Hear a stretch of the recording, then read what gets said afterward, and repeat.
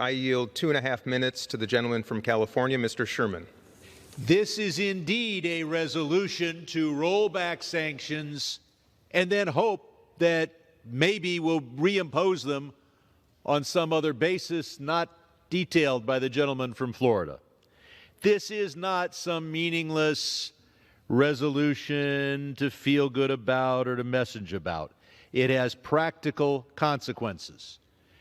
How many more people would Assad have been able to kill if he had had the chance to cooperate economically with businesses here in the United States? And how many other dictators would feel free to develop chemical weapons, would feel free to murder their own people, and feel that they would face no economic consequences from the United States?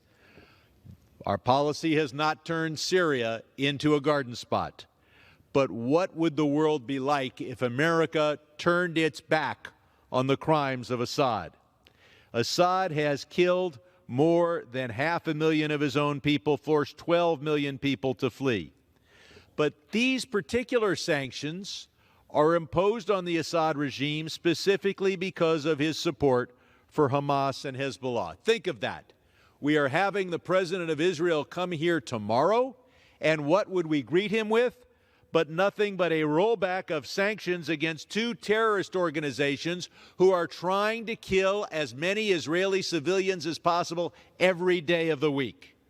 I think for us to be considering a pro-Israel resolution on this very floor in a few hours, for us to be welcoming the president of Israel tomorrow, and to have a resolution on this floor that would say, it's okay, support Hamas, support Hezbollah, watch them try to kill as many Israelis as possible. They're not always successful, but they're trying. And I can't think of a more effective way to insult the president of Israel when he stands on that podium and addresses us tomorrow.